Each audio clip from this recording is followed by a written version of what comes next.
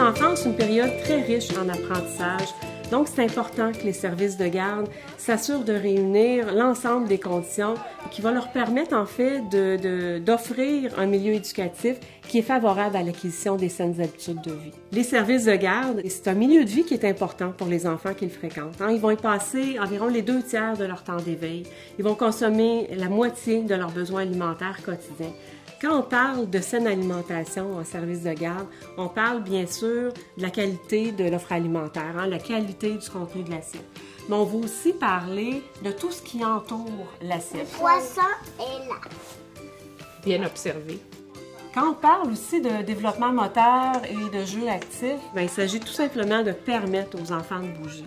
Leur permettre de bouger à tous les jours, plusieurs fois par jour, et leur permettre de jouer librement autant à l'intérieur qu'à l'extérieur. Petite enfance grande forme, c'est un projet qui est coordonné par la QCPE, qui est réalisé en région par les regroupements régionaux de CPE et qui est rendu possible grâce au soutien financier de Québec en forme. Petite enfance grande forme se déploie autour de 3 grandes stratégies, donc la mobilisation, l'accompagnement et une plateforme web. Le projet Petite enfance grande forme, pour nous, il sert vraiment à soutenir nos services de garde éducatifs dans leur compréhension du cadre de référence Gazelle-et-Potiron. Quand un service de garde éducatif a envie d'embarquer dans une démarche Petite enfance grande forme, on lui recommande de la considérer en 4 étapes. La première, c'est bien prendre le temps de se situer en tant que service de garde. Bien prendre le temps de voir c'est quoi nos besoins en matière de saine alimentation, c'est quoi nos besoins en matière de jeux actifs et de développement moteur. Souvent, on essaie d'avoir des outils, des formations pour répondre vite à ces thématiques-là, mais on n'a pas pris le temps de voir les éducatrices de quoi elles ont besoin de manière précise. Le responsable de l'alimentation aussi. Et pour ça, on recommande de s'appuyer sur la plateforme web qui permet de remplir un questionnaire et de se faire un portrait individualisé. Grâce à ça, on cible plus en profondeur vraiment les besoins spécifiques. Pour avoir un changement porteur qui corresponde à tout le monde, on évite de commencer à embarquer dans des moyens tout de suite. On essaie d'avoir l'adhésion globale de l'équipe afin de s'établir une vision commune de changement. Vers où on s'en va. Dans 5 ans, on aimerait avoir atteint quoi comme objectif, nous comme équipe. C'est le moment où alors qu'on a des besoins qui sont bien ciblés, alors qu'on s'est établi une vision qui est commune et reconnue par l'équipe, on établit des moyens pour y parvenir. Est-ce qu'on se donne des formations? Est-ce qu'on va chercher des nouveaux outils? Est-ce qu'on fait une politique alimentaire? Une politique en jeu actif et en développement moteur? C'est à voir. Mais à ce moment-là, le but, c'est de réussir à s'appuyer sur des ressources qui peuvent être disponibles au niveau local, au niveau régional. C'est ce qu'on recommande à nos services de garde. Pour ça, on essaie de déterminer avec des services de garde, maintenant par exemple qu'il y a eu une formation, comment est-ce qu'on va assurer un suivi aux éducatrices afin de créer des nouvelles habitudes? Il y a des changements, ça peut être insécurisant, on n'est pas toujours à l'aise, on le fait 1 fois, 2 fois, mais avec le quotidien, il arrive qu'on tourne dans les mêmes défis et dans des habitudes de comportement avec les enfants. Comment est-ce qu'on assure un suivi, un accompagnement à travers le temps qui fait que dans 1 an, 2 ans, 3 ans, on aura des nouvelles habitudes d'équipe? Alors nous, dès l'arrivée de Gazelle-et-Potiron, la table des services de garde de tout Montréal-Nord s'est rapidement mobilisée afin d'amorcer une réflexion sur nos habitudes favorisant la saine alimentation et le développement moteur.